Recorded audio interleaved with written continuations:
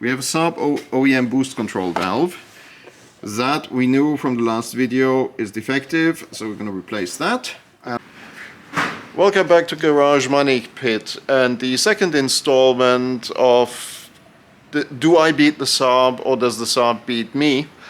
I've got the first round of parts. I'm trying to do this a little bit on the cheap, so I didn't fire the parts cannon at it. We're going to have a look at what I'm trying to replace today, and then we're going to see if it actually fixes the problem or if it highlights further problems. So if you haven't seen the first video yet, the link is going to be somewhere up here. That shows you what problems I've discovered so far, mainly regarding the intake system that I'm trying to diagnose. So without further ado, let's have a look at what parts I got, and then we'll try to start replacing some parts that I know are defective. Okay, so here's the small box of parts. This is a new O-ring that goes in here. As I mentioned, we have a bit of an intake leak that I can hear, and this is the cheaper of the two candidates to replace. We have a rear light gasket. We have a SAAB OEM boost control valve that we knew from the last video is defective, so we're going to replace that. And then there's some other stuff. It's like an oversized oil filter. I'm not doing an oil change yet. And a couple of buffers for the airbox. The airbox isn't bolted down, which I'm sure pleases the math to no end. But anyway, first job of the day. Take the boost control valve out.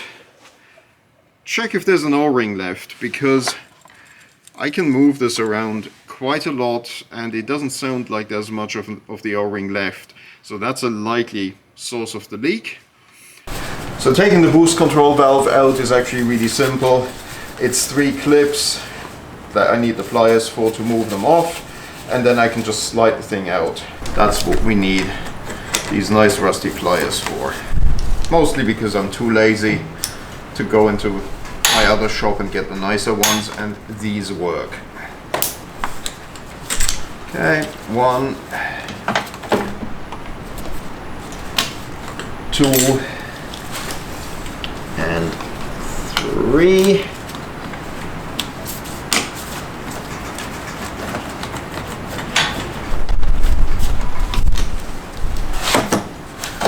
So I found it easier to slide off the connector to the downpipe first. You have to hold the other clamp open before you can remove the part of the boost control valve that goes into the downpipe. Okay, that's your valve. So this is actually a professional parts one, which is essentially Swedish aftermarket, so it's clearly been replaced once already, at least once already. Let's hope the OEM lasts a bit longer. However, before we do that, don't know if you can see that from here, but the pipe is now super loose. I'm pretty sure that that's not supposed to be the case. Somebody whacked that all the way in, so let's hope I can get it out without breaking anything. Ah, okay. Whew. Now, can wiggle out. Okay, so this is where the tube from the boost control valve goes into. Already cleaned it up a little bit. There's still a little bit of gunk there, but it's pretty clean otherwise. The O-ring that was in there, it's still malleable. It pops back. It does feel, I think tired is probably the best word. But based on the inside of this pipe, I still think we're okay. There's a few traces of oil in there, but again, this thing has 140,000 miles on it, so I'm expecting a little wear on the turbo here. Okay, it's nicely seated. Put that back in. Okay, so the pipe is still loose, but it does feel tighter, if that makes sense. We now have a new boost control valve in there. I also replaced the O-ring down here. This is all back together. Obviously, you can see that the tube is still moving, but it just feels like it's inserted a lot better. So I suspect we did have a leak down there. Next part of the job is take the airbox out, which means disconnecting the MAF, taking this thing out, so I can replace the mounts.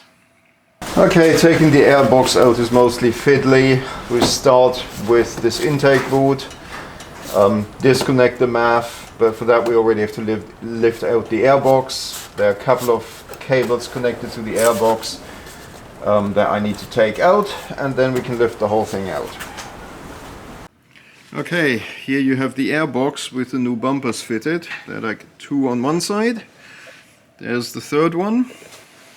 It's not that easy to see, I apologize, but they drop into these mounting ears here and here, and the third one up here. And then you basically tighten the nuts and you have a stable basis for your MAF and your airbox, which is what it's supposed to be like. I spoke too soon. The intake boot actually is split here. I think it's still going to be mainly in this area, so there shouldn't be any unmetered air getting in there. But obviously, this being a turbo car, that's not great, so I do have to replace that boot as well. I need to see if I can find one or if I need to get an aftermarket one. As I mentioned, Door 88 does do them, so I can get a silicone one.